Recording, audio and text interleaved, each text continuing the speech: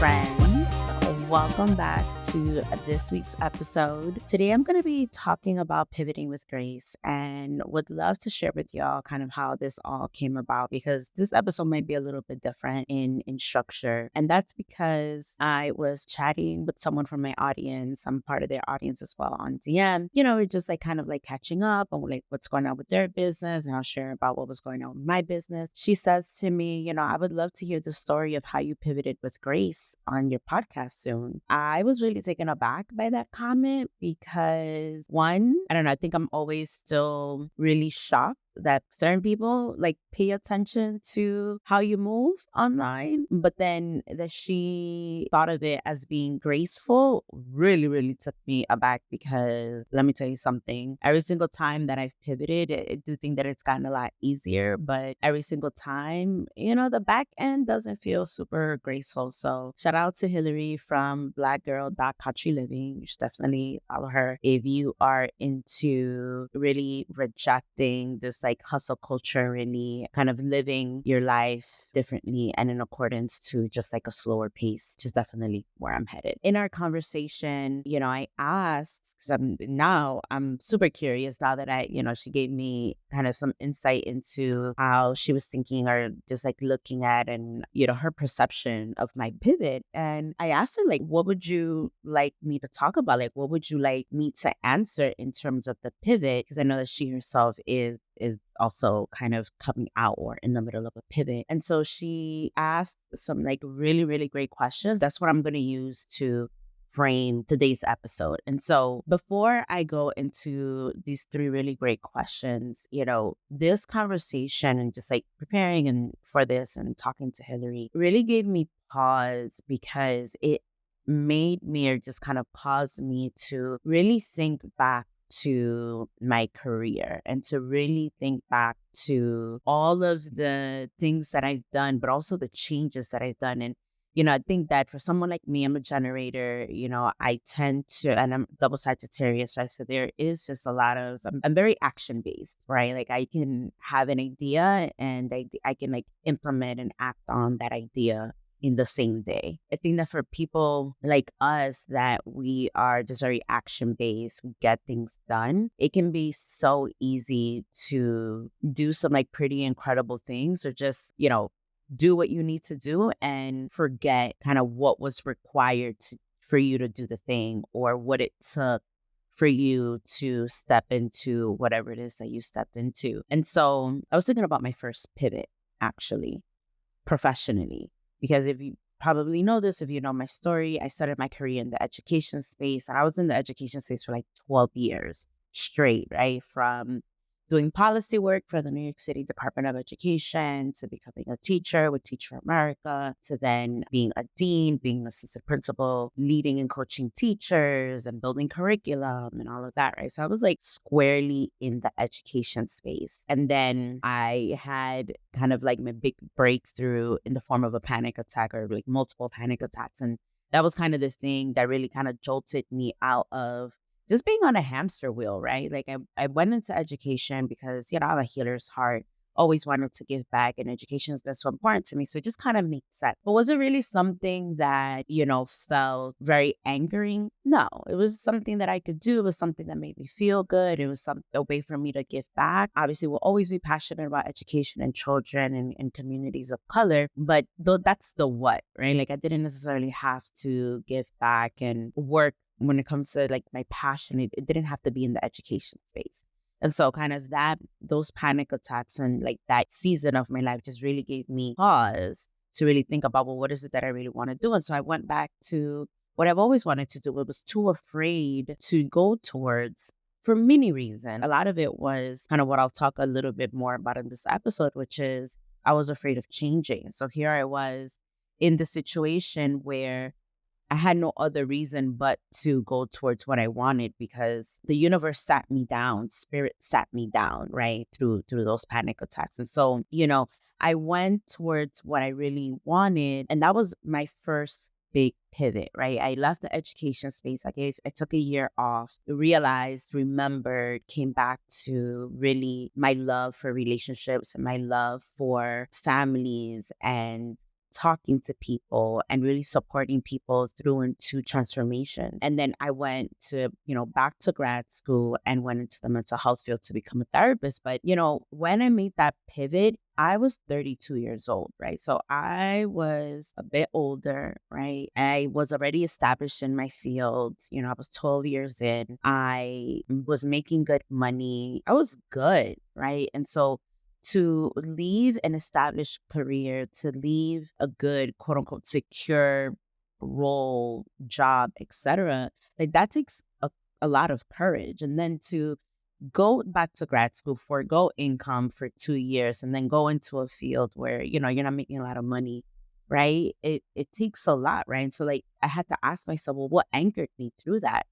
And it was one, faith, right? Like knowing that I didn't know what was ahead of me, but I knew that I needed to keep moving forward toward what felt good in my heart and in my spirit, and courage, right? Like that was the other thing. Like I knew that if nothing worked out, I knew that I could figure it out, right? Like I had to have that like inner safety, right? Like I had to be able to trust myself. And so, I really just kind of took the time to think about that very first pivot. And then it kind of made sense for me all the other pivots that I've made, right? Like going into the mental health field, working for myself, right? Working one-on-one, then pivoting to working to doing business coaching, and working in a different business model, right? To like coming back now to doing one-on-one work and having left the mental health field and, working in this like coaching mentorship capacity. There's just been a couple of different pivots that I've made just in the last 4 to 5 years. But I really had to kind of go back and think about, well, what was that first pivot like? And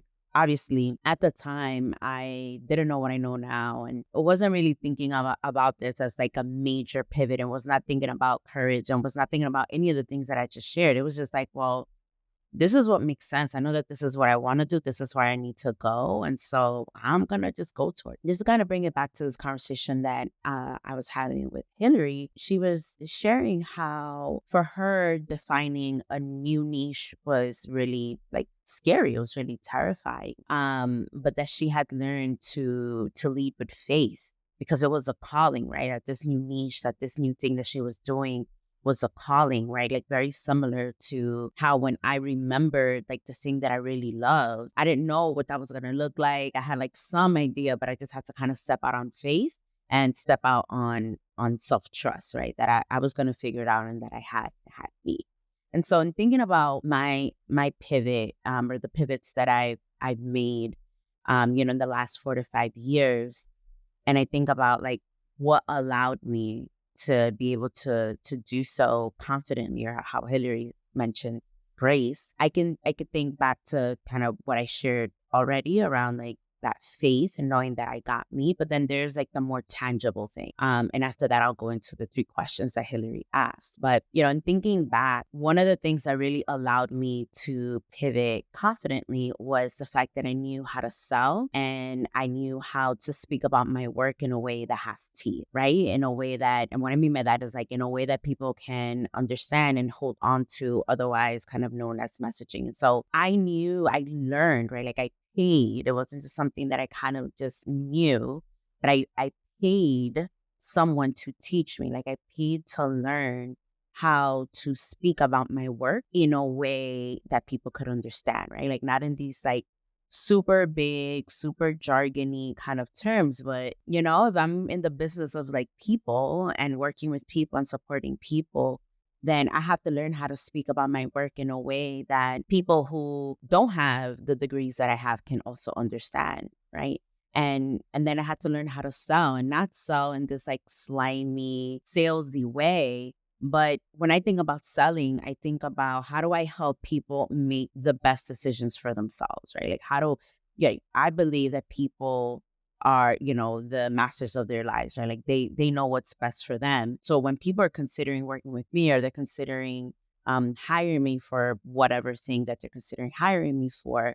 Selling is knowing how to have a conversation so that people can fill in the gaps that they need so that they can make a buying decision that works best for them, or so that they can make the best buying decision for them, whether that's working with me or not, or hiring me or not. I had to learn how to do those things, and that gave me a lot of confidence, meaning that if I know how to speak about my work in a way that people can hold on to, if I know how to sell, if I know how to help people make a buying decision such that it works in their best interest, then technically I could do anything, right? And so that really gave me so much confidence when it came to pivoting. And it makes me confident now that if I wanted to pivot and do something else, because I know how to speak about my work and I know how to speak about, how it can add value to your life, then yeah, that gives me a lot of confidence.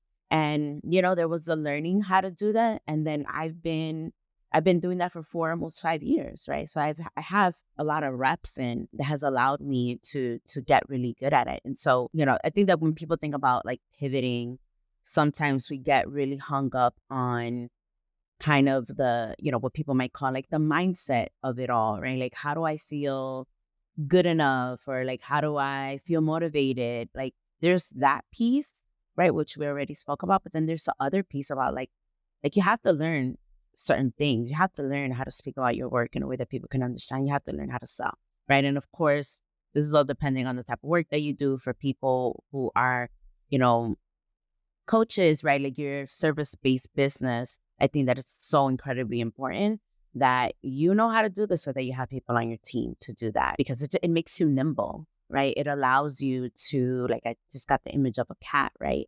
It allows you to go and kind of like land, safely and groundedly, depending on what happens, right? Like business is gonna do what businesses do, right? And there are cycles and they're gonna be ups and downs. And so um there's again like the intangible, like the soft skills, but then there's also the hard skills that you definitely need. And so now I'm gonna go into the three questions that Hillary asked, which I think are so good. And so the first question is, how do you balance listening to yourself and listening to your audience when it comes to a pivot? And I think that you have to be really clear on what your anchor is. And your anchor, I would assume, is your medicine. This could translate to product-based businesses as well. But for sure, if you're a service-based provider, right, you provide any type of service, and if you provide it yourself, I think that your anchor is your medicine, right? And your medicine is the thing that you deliver. It's how you help people achieve whatever it is that you help people achieve. And so you really have to be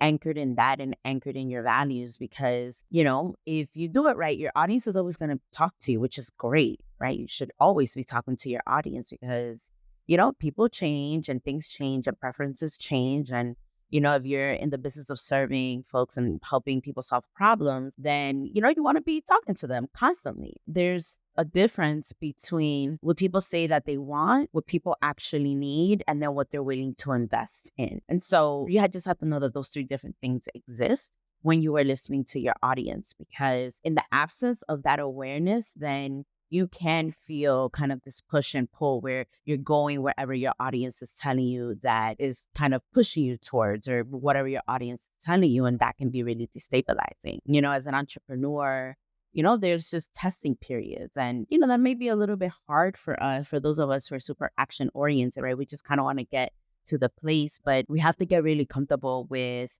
testing different things and asking really good questions of our audience so that we can really understand what it is that they're wanting, right? And then you can think about, well, is this even something that I can provide? Like, is this even in my wheelhouse? Is this part of my medicine, right? It could be that people are coming to you because they think that you provide something and that's not the thing that you provide, right? And so again, that's why I go back to this idea of what is your anchor, right? And your anchor has to be your medicine. It has to be the thing that you deliver. It's the transformation that you help people achieve. In terms of the second question, why do pivots feel like failure, and how can we reframe that story? And I love this question. I was actually talking to some clients about it earlier this week, not coincidental, obviously. And even in my newsletter, Josie with the Gems, which by the way, you should definitely be a part of. You can go to my website and subscribe. But in my newsletter, I was talking about this exact same thing, right? It's about changing your mind and really going towards the things that you want and doing so without fear. I think a lot of people struggle with pivoting. They struggle with change because they think that pivoting or changing is a commentary on who they are as people. You may know that it's time to pivot, but you will stay because, as a people, as a society in this culture, we are taught to value time and hard work. Regardless of context, regardless of quality, we are just taught that the more time you put into something, the harder you worked at something, it just automatically makes it better. And we know that that's not true. And so what happens is that we stay in places, we stay in relationships, we stay in situations far longer than we need to because we have learned, this lie that we need to pedestal time and hard work because it's important, because it automatically means that something is good and it's not. We all know relationships, for example, or couples, right? Like folks who have been in partnership for decades and the quality is subpar. You may know someone even in your own life that's been a part of a company or been doing, has been in a certain role for a really long time, but they're miserable. Sure, they may be good at it just because they've been doing it for a long time, but they may be miserable, right? And so again, like length of time or time put into something or the amount of hard work that you put into something doesn't automatically equate to alignment. It doesn't equate to joy. And I think that's the reason why a lot of people struggle to pivot and change. And so, when something doesn't work, you have to acknowledge that. And, that doesn't mean that you go ahead and you change right away, kind of like in this really impulsive manner, right? You may need to, sit with that, or you may need to talk to someone about it, or you may need to strategize. If you choose to exit, you may need to like strategize on how to exit. But it's the acknowledging piece that I think a lot of people can't even get to, the acknowledging that a change is required here. And the reason why it's so important to do that is because when you don't, your self-trust, your inner trust takes a hit. Anytime you do the opposite of what you know in your gut you want to do, you should do, you need to do, your self-trust, your inner trust takes a hit. And what I mean by that it takes a hit is that you weaken your ability to trust yourself.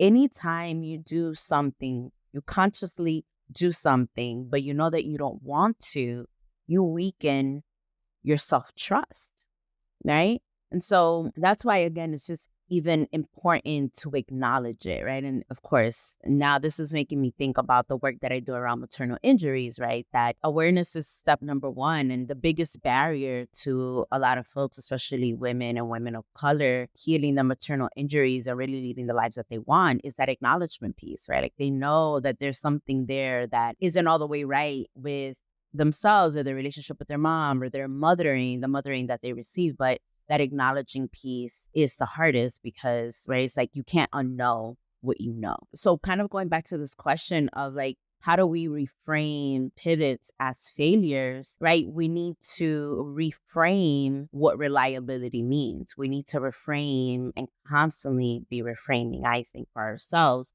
What does success mean, right?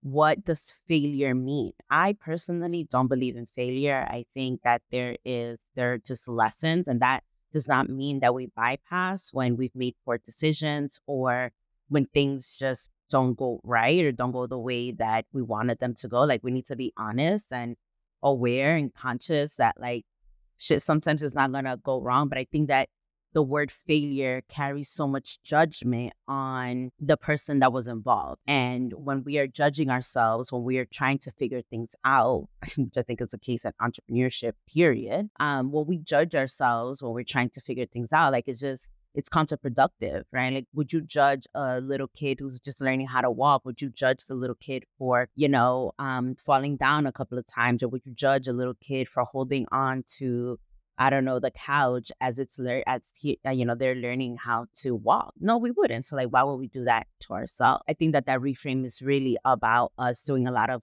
unlearning, a lot of decolonizing for sure, and a lot of reframing on what is success going to look like for me? What is reliability going to look like for me? Right?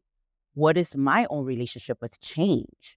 Right? There's this thinking that change is bad, that change means that you're flaky. And like, yes, flaky is a thing, right? Being flaky and, that doesn't always feel good. But sometimes when we need to change doesn't necessarily mean that we're being flaky. And so again, it's just really being aware of these things. I think that this idea of you have to stay the same, you have to do this one thing, and you have to do it for a long time is just remnants of an old system.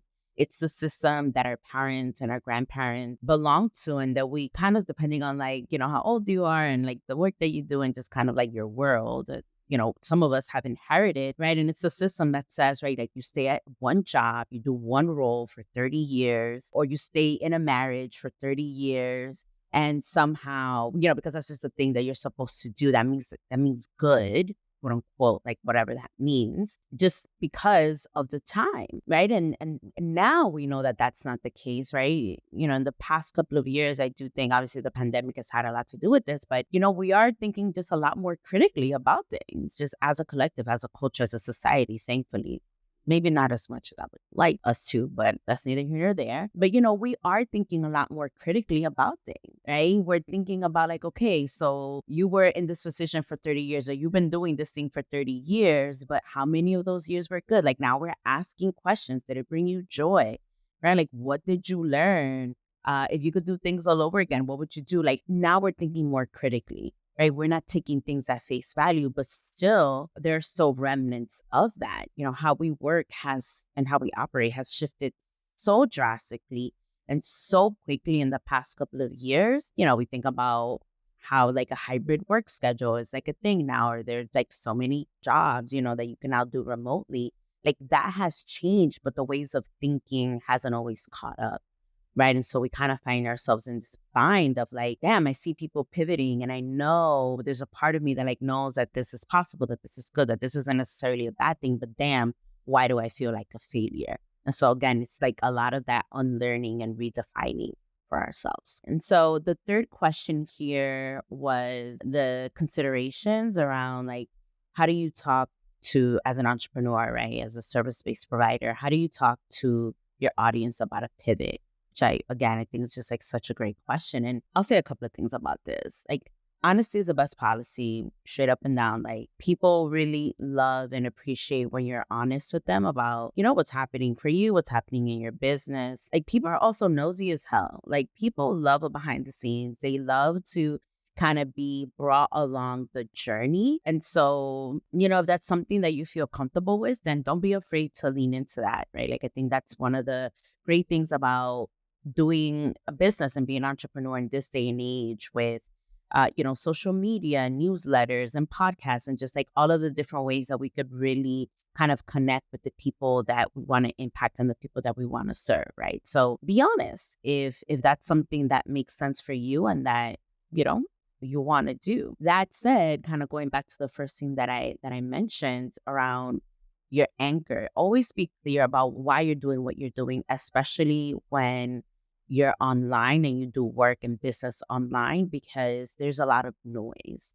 And then people are always going to want to know everything. And so you want to make sure that when you share about a pivot, right, that you are clear on like why you're sharing about a pivot, right? Is it because you're afraid of what they might think if they see you posting something different and your website looks different, right? So it's coming from a defensive stand, or you're like trying to protect yourself, or, you want to like paint this like beautiful, perfect picture of entrepreneurship, which by the way, doesn't exist. Is it because, you're being open and honest and you're bringing them along the journey? Right? Like really thinking about how is sharing this pivot useful for my audience, but also for my business. Even before I knew that I was pivoting, this was maybe like a year or two ago, I remember, doing a live on Instagram, and I was like literally sweating bullets. I was so nervous. It's like, what are people going to think, right? Probably, if you're tuning in and you're in the middle of a pivot, or you're about to go, into one, you might be thinking, they're experiencing the same things. But in preparation for that live, I was just like, my gosh, what are people going to say? And, I come from a like highly academic field, right? Where you are supposed to be, there are very clear rules and parameters for how you're supposed to show up. And I was completely disrupting all of that, right? So even though, again, I knew that that's where I wanted to do, it's what I needed to be doing, there was still this, again, because we're all still part of the system, right? We still operate in this world that we didn't all create, right? So there was this part of me that was like, shit, what are they gonna say? And I'll never forget the feedback was just so incredibly overwhelming, like in a good way. Like people were cheering me on and like, we want to know more and please bring us along. And this is so cool. And you're being so courageous. And wow, I was thinking about the same thing. And just like seeing you do it is giving me courage and inspiring me to do, whatever it is that they wanted to do it. So, never underestimate the power of being honest, right? And being authentic. Of course, we want to share from a place of like scarring, not a place of a wounding, like an open wound. So obviously, talk to your people. If you have a therapist, you have a coach, trust it, your support system. When you want to share things, especially things that are scary, like definitely make sure that, resource yourself and make sure that you're sharing from a place, from like a grounded place instead of from a place of wounding. The things that we go through, I think that especially when they're like, quote unquote, like not good, can always be so incredibly healing for others. And I think that a lot of times, just to kind of wrap up here, I recently came across, I don't know, some posts on social media where this guy is very successful business owner was just talking about how, he's, I don't know, maybe like in his 50s or 60s or something. And someone was just asking him about like career advice. And he was saying like, in your 20s, you just want to try out a couple of, like a bunch of different things and just like really put yourself out there and make a lot of connections and just like put yourself in situations that you otherwise wouldn't. That, like in your 30s, you start to learn from be putting yourself in all of those different positions in your 20s. And, you kind of start to find your own path, kind of as you get older and you mature, not only like personally, but also professionally in your career. And I was like, wow, that is like amazing advice. And I agree with that. And also, what a privilege it is. I think that it is a privilege to, and by the way, yes, this is a white man saying this. So I think that matters, right? Context always matters. Your social locations always matter when it comes to, you giving advice or just, just sharing your perspective. And so I thought like, wow, that is amazing. I think about when I was in high school, I went to boarding school and, there are a couple of people in my class who did they did like a gap year and they like, spent a year on a boat or like spent a year abroad or whatever. And I was like, wow, that is so cool, but that would never work for me. Right? That would never work for a little Black girl, right? That has to, make sure that she has money in her pocket, right? That has to make sure that she's contributing to her household. Like that has to make sure that, there's no question around like why she took time off, right? Like it's just not something that I thought was available to me. To be able to fly in that way and feel like you have safety if you fall or if something happens to one of your wings, right? Like that is a privilege. And, I'm always going to talk, anything that I talk about, I always think about context. It's like tell me you're a relationally trained therapist without telling me that you are. Like I'm always going to be looking at the system within which we exist, in which we make decisions, in which we become partnered, et cetera. I wonder if people would struggle with pivots and change if they were allowed to and felt comfortable with changing and doing different things a lot sooner. And again, just thinking about the context, men and women are different, right? Your race is, depending on like, what race you are, that's going to impact your ability to go out and fly in that way, your class, right? Like nothing exists absent of context. And so I'm sharing this because if you are listening and you are in the middle of a pivot, you have to pivot, you're preparing for a pivot and you are feeling like a failure and you are just like, fuck, like, why does this feel so hard? Or like, there's something wrong with me. Like, I want you to know that there's something wrong with you, right? That change is hard because there are things outside of us that make it hard, right? It's not just on us to, like, we're not purposefully making it hard. There are things that are completely outside of our control, like the ways that people perceive us by our skin color, our last name, right? Like our background. And also just this pervasive idea around like change is bad because it means you're unreliable, right? And time and hard work is like the things that the pinnacle of success, which is bullshit. To end here, I want to leave you with two questions for you to reflect on, journal on for sure. You know how much I love journaling. So if you have like a journaling practice or you want to talk about this with, your therapist, your coach, just anyone that is a part of your support system, I think that it can be really, really helpful, not just as you think about a pivot or a change, but just generally. So the two questions are, one, who benefit from you staying the same? I think, this can apply so broadly. And then the second question is, who are you afraid of disappointing if you changed your mind? And this can be a person, this can be a system, right? Like it can be so many different things. It could be yourself. Just like really allow yourself to think through these two questions and constantly come back to it, right? I'm a really big fan of always obviously I'm a big fan of introspection, given the work that I do, my medicine and my purpose in this lifetime. But I'm a really big fan of constantly coming to the table and remembering how we are defining certain things like success, like joy. All right, friends, that is all for this episode. If you liked this format a little bit better than like the previous formats, just kind of like anchoring the episodes around certain questions, please let me know. You can send me a DM on Instagram at the Josie Rosario, or you can email me at podcast@josierosario.com. Thank you so much for tuning in, and I'll see y'all next week.